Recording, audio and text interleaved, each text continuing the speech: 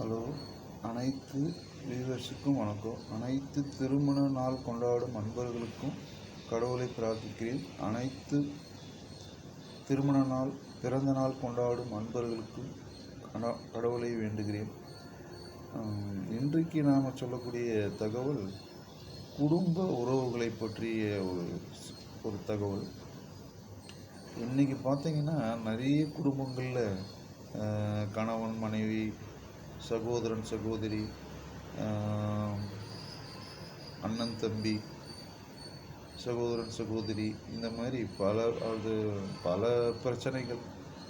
அது எதுக்காகன்னா, ஒருத்தருக்கு ஒருத்தர் அன்பு இல்லாதனால, சொத்துக்காக, இந்த மாதிரி பல பிரச்சனைகள்னால எனக்கு சொத்து தான் முக்கியம், அண்ணன் தம்பி உறவே வேணாம், பாசம்லாம் இல்லை, எனக்கு பணம் தான் வேணும் அப்படின்ற ஒரு நிலையில், மனப்பான்மையில் அண்ணன் தம்பி உறவு, அக்கா தங்கச்சி உறவு, எல்லா உறவுகளும் இந்த குடும்ப உறவுகளே விலகி பிரிஞ்சு போயிருக்கிறாங்க.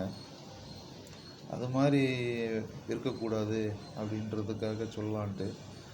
இது என்னன்னா, இது இந்த பிறப்பில் இப்படி அண்ணன் தம்பியோடு இவங்க பிறக்கணும்னு சொல்லி கடவுள் சொல்லி நினச்சாரா, இல்லை அது கர்ம வினையா என்னன்றது தெரியல. ஆனால் இப்போ இருக்கிற பிறவியில் சரி, கடவுள் நமக்கு இப்படி படைச்சிட்டாரு, அதை நாம் இந்த ஒரு இப்போ இருக்கும்போதே அவங்க என்ன தான் நம்மளை கெடுதல் நினச்சாலும், அவன் அழிஞ்சு போட்டோம், இல்லை அவன் நல்லா இருக்கக்கூடாதுன்னு நினச்சா கூட நம்மளா இப்போ என்னை பொறுத்த வரைக்கும் எனக்கு அவங்க நினச்சா கூட நான் நல்லதே நினைக்கணும். அதுதான் எல்லாரும் சொல்கிறது.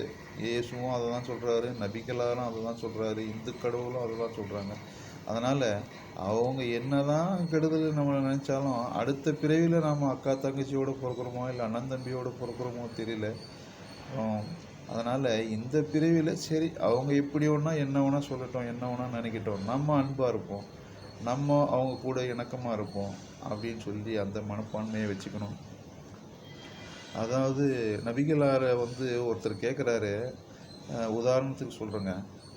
நபிகளாரை ஒருத்தர் கேட்குறாரு, நபி அல்லாஹ்வுடைய தோழரே, நான் சொர்க்கத்துக்கு போனோன்னா எனக்கு ஒரு வழி சொல்லுங்கள் அப்படின்னாராம். அதுக்கு அவர் சொல்கிறார், நபிகளார் சொல்கிறாராம், நீ அல்லாஹ் ஒருவனே, அவனுக்கு இணை எதுவும் இல்லை, அதை நினை. 2வது தொழுகை செய், 3வது ஜகாத் கொடு, அடுத்து இன்னொன்று சொல்கிறார், அதுதான் குடும்ப உறவை பேணிக்கொள், குடும்பத்தோடு இணைந்து இரு அப்படின்னு சொல்கிறாரு. அந்த குடும்ப வாழ்க்கையில் ஒற்றுமையாக இருக்கிறதுக்கு சொர்க்கத்துக்கே போகலான்ட்டு நபிகளார் சொல்கிறாரு. அப்போ எவ்வளோ ஒரு பெரிய வார்த்தைங்க. அதனால் இந்த பிறவியில் இப்படி அண்ணன் தம்பி அண்ணன் தங்கச்சி எல்லாரும் பிறந்துட்டோம். இனி நம்ம பிறக்க போகிறோமோ இல்லையா தெரியல. அதனால் இனி இருக்கிற காலத்தில் அன்பாகவும் சந்தோஷமாகவும் அவங்க கூட வாழணும்.